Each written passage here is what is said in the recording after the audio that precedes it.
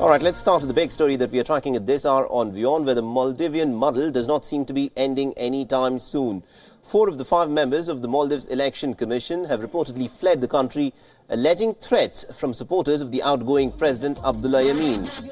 The Maldives Election Commissioner Ahmed Sharif has said that groups of Yameen supporters gathered in front of the members' homes and threatened them, accusing them of accepting bribes from the opposition. Yameen's Progressive Party of Maldives has also filed a legal petition in the Supreme Court in which it has claimed that the 23rd September presidential election was actually rigged. The court is all set to hear the matter on Sunday. Now, amidst the chaos in the country, the daughter of the ex-president of Maldives, Maumoon Abdul Gayoom, and former Maldives Foreign Minister Dunya Maumoon is on a visit to New Delhi. All right, now for more on this, we are joined in by my colleague Bhairavi Singh, who's joining us from the newsroom. Good afternoon to you, Bhairavi. What is the latest on the story?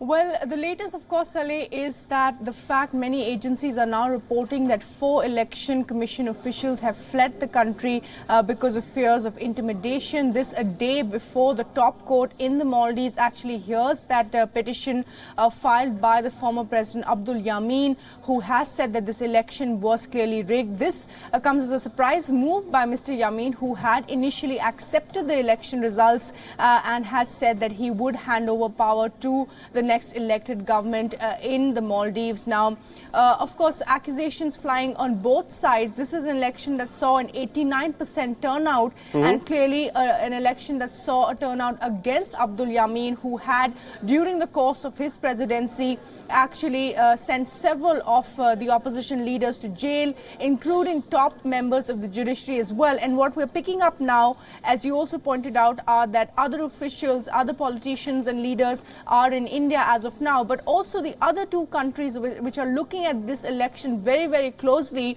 Right. And the handover to power are, of course, the Chinese and the Americans. Now, the Chinese, Saleh, just this morning have said that they are closely monitoring a peaceful transfer of power and will not accept anything that is other than peaceful transition, also possibly hinting to the Chinese, who are also looking at this election clearly very closely. So things heating up ahead of that transition to power on November 17th. Absolutely indeed. And also, Bhairavi, in the lead up to these elections that were held on the 23rd of September in Maldives, what is interesting is that the Chief Election Commissioner in Maldives was said to be a close friend of the president who's now been ousted. So how does the ousted president Abdullah Yameen now come forth and say that the elections were rigged? Is it because he's lost the elections? Well, quite clearly, Saleh, that seems to be, the matter, because I think there is a certain amount of pressure by the Chinese as well. This has been a shock election for them as well. They have a lot of interest in this area. A lot of people were very happy initially that Abdul Yameen had actually accepted the election results. This is a person, as you rightly pointed out, this is an election commission that was selected. A lot of members, top members, were selected by Abdul Yameen himself.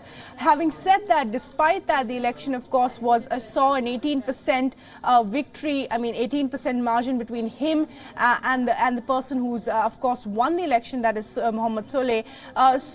Interesting for him to say this. Now, what the charge really from Abdul Yameen and his party has been that the company that actually produced the voting machines rigged those for this election, right, and that is why he's lost his election. So there's a lot of accusations flying on both sides. It will be interesting to see how this unfolds tomorrow at the top court in the Maldives. Absolutely indeed. We'll have to leave it there. Thank you very much indeed, Bhairavi Singh, for joining us and getting us all those updates. It'll be very interesting, of course, to see.